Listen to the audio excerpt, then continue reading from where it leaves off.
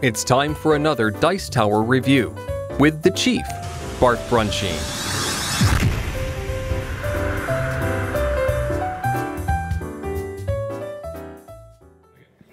All right, Race to the Rhine 1944 Phalanx game, company out of Poland. First of all, let's just, before we get into gameplay, production value is phenomenal. The mounted board is great. The box is beautiful.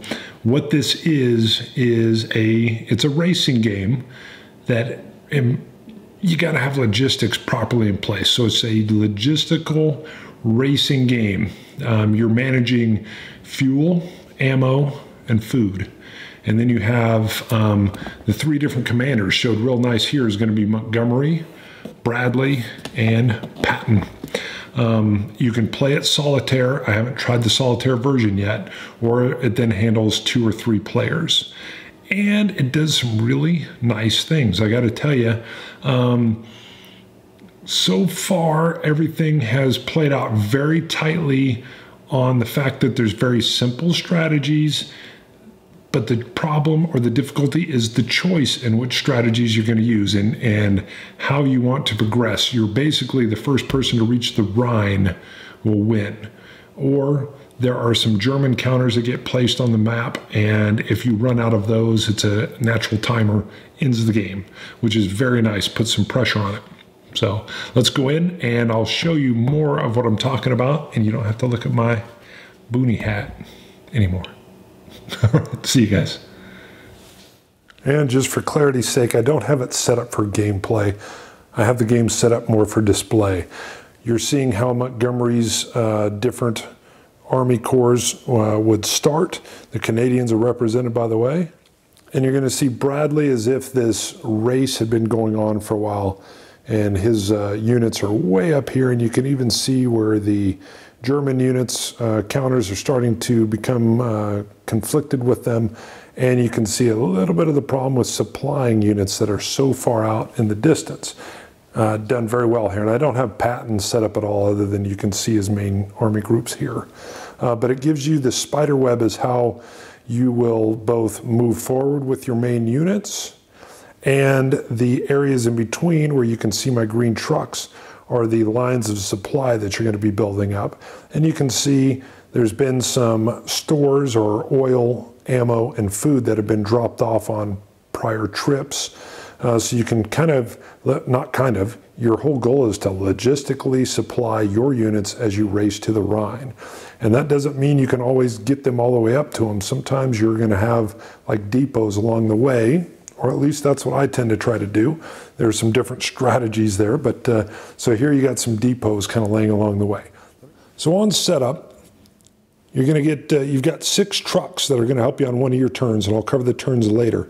These are like meeple trucks. Very cool, Red Ball Express and all that, where, having been in the military, fighting's the key, of course, but if your troops don't have food, they're not going to perform too well, or they'll die in place.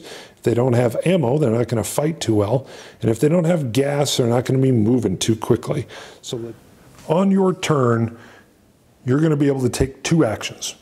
You can take supply, you can take trucks, you can transport supplies, you can move corps, you can do air support in optional rules, and airborne landing in optional rules. When you take supplies, you can either take one of these that are in a preset area, and it's very good because normally when you take supplies, you're getting 1 of each. So you're going to get one fuel, 1 food, 1 ammo. You do have the option as long as they're there, and you can see it's a finite resource, 3-player, 2-player solo action, where if you take from this area, if they're available, you can take 3 of a kind. So I can pick up all 3 fuels, and they go in and they load into your area that has the big star on it. And you're going to have to move that. It's almost like that's your Home Depot. So your main depot. So I could literally just say, hey, I know I'm going to need some fuel. I'm short on fuel. I'm going to load that in. Now you can do an action twice. So I could say, you know what, I don't want anybody else to get all this fuel, and I'm going to do my second action and take more fuel. Next is taking trucks. Trucks are symbolized over here. Now, the amount that are going to be loaded into this area is going to change as you move through some levels in the game. I'm not going to get into the minutia of that, but it's as simple as you can come in on the basic levels and you can take 6 trucks. Transporting supply. I'm going to make this as easy as I can here. It gets kind of convoluted in the rules, but it's not hard. Let's say I'm at level 1. At level 1, I'm only going to be able to place 2 of my trucks when I use this action.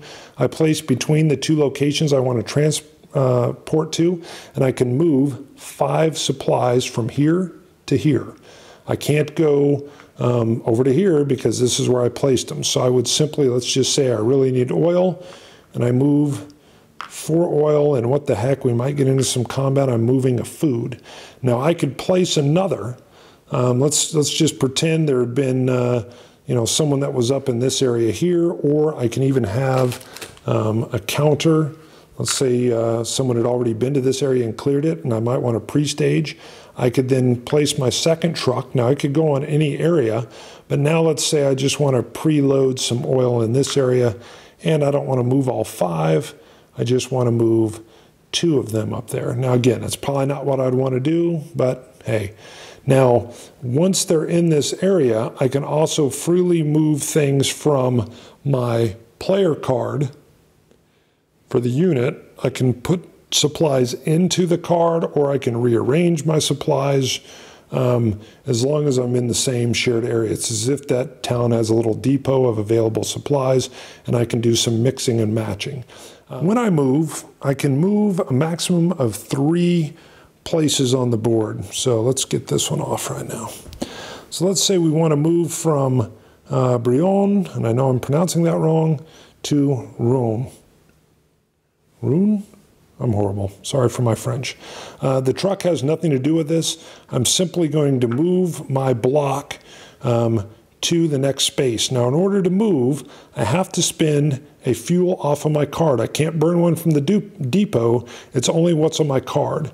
Now let's assume that I had preloaded some stuff on here because there were supplies there, and I had a few extra supplies to start my movement and resolve any battle. I'm going to move in now. Here's one of the neat things that this system does.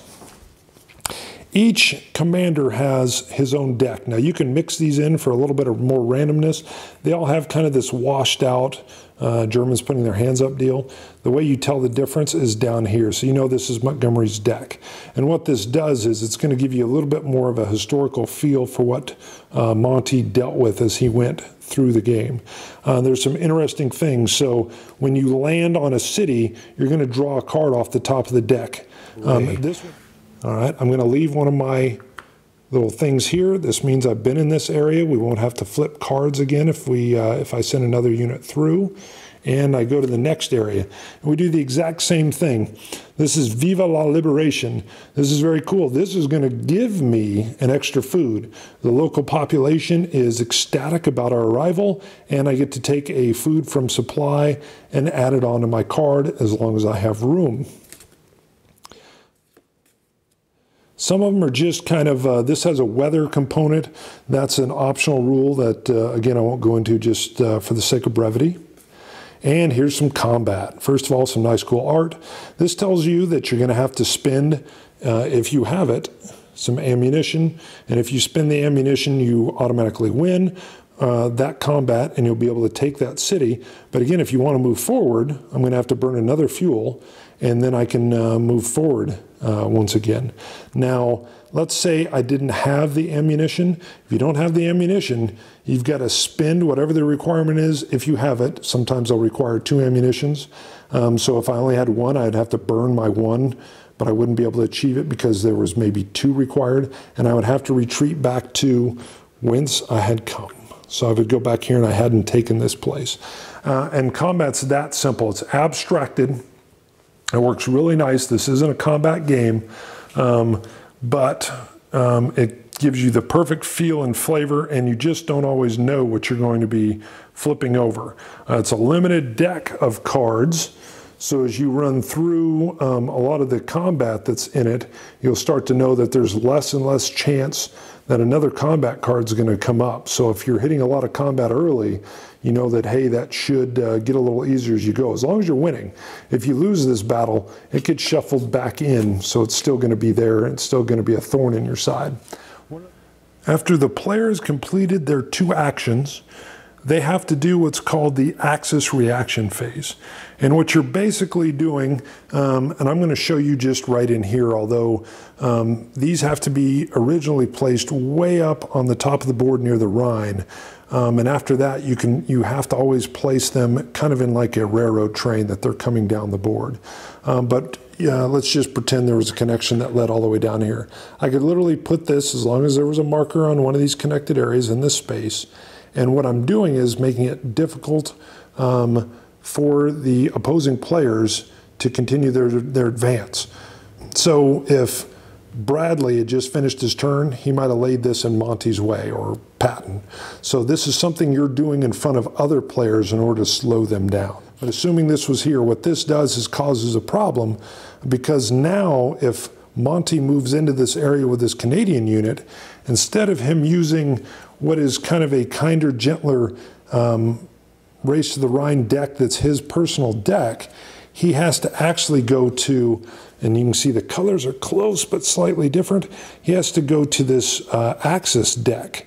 And you can see the combat is much, much more vicious here. He will get a medal. Medals are things you'll receive if you go in and take difficult cities, or if you have difficult battles. Medals will do a couple things. One, they're going to give you victory points at the end of the game. Two, if you're playing the optional stuff with the airborne units, you can trade them in to get airborne units. So, but you can see these are combat, combat, and difficult combat. Good thing is, if you defeat these units, you get to collect them, and the ammo boxes on them work as victory points for you in the end of the game as well. But you can see what these do, making things a lot more difficult on the opposing players. The other thing you can do is perform a counter attack. Let's pretend this was here. Let's back this unit off. The whole reason is a counterattack is, instead of placing a new counter on the map, I can actually take a counter and come in and knock out another player's counter. But you can only do that if there's not an actual army unit adjacent to where that is. So I've widened back out, and again, now you can see why I've got this splayed out. You can see how the units have marched up, seized location. You can see how the trucks are starting to make their supply areas. You can see how I've created depots along the way. You're going to run out of trucks. You can see where my actual units are, and you can see where an opposing player has placed these German units into my way. And in one case, they even came down and did a counterattack and broke my little chain. So this unit's out of supply at this point in time. They've got to be supplied. That's got to be retaken. And now I get to what are one of the harder things to explain. It's the supply check interface. If a player takes the action of taking trucks right here, and I can take 6 trucks, let's just say I'm Montgomery. By the way, these levels are preset. They start the game and they tell you where to set them. And I take the action, and I can take up to 6 trucks, but there's only 3 available. I'm immediately going to pause, and we're going to do what's called the supply check interface. The supply check interface is kind of a reset. It's going to be wiping these trucks off and replacing them down here so that you've got a set you can grab, and it's going to also shift these markers over a level, which is how it's going to start changing what your supply pulls can be. So literally, the first thing you're going to do in the interface is you're going to go ahead and move those logistical markers over a phase. Pardon my shirt. So they would shift over. Each corps that's on the board, these are army corps, I keep just calling them armies, they have to consume a food. And if they can't consume a food, they're called grounded phase. And if they're grounded, you've got to get supply food to them to get them ungrounded. You immediately pull all these trucks off. So the supply line I had, which by the way, when those trucks are out, you can only do that supply chain once. So you can't keep reusing a truck supply area. Once you cover an arrow with a truck, you move your supplies, that area is blocked. So this is a good thing. Now, it might be real hard to get your supply chain up again, but an area that was closed out for you is now going to be open again, and these just go back to general supply. So this is empty pretty quick. It gets restocked back up to its game level, whether it's 1, 2, or 3 person game. As soon as you've gone through all of that stuff, you then continue your turn as normal. It's kind of a break in the flow. That's the only thing. It sometimes feels maybe a little clunky, but it's a necessary logistical deal to clear out those roads and allow you to reset up. And sometimes it's a pain in the butt. I want to say before we close here, I love the production values. This board is gorgeous. I love the style of art. And again, for me, this is a military kind of theme war racing game with a strategic Euro feel to it, because there's not really combat here. So it's in several different camps, but that's why I like it. It's very unique. I love the logistical theme, and it does have a solitaire component as well. I don't do as much solitaire anymore, but I like seeing it there. All right, guys, Chief, see you. Bye. Thanks so much for watching the Dice Tower videos. Find more great videos and reviews, as well as our top-rated audio podcast at Dicetower.com. You can also find other great shows at Dicetowernetwork.com. I'm Eric Summerer, and you've been watching The Dice Tower. The Dice Tower is sponsored by Cool Stuff Inc., where you can find great games for great prices. Cool stuff in stock. Check them out at CoolStuffInc.com.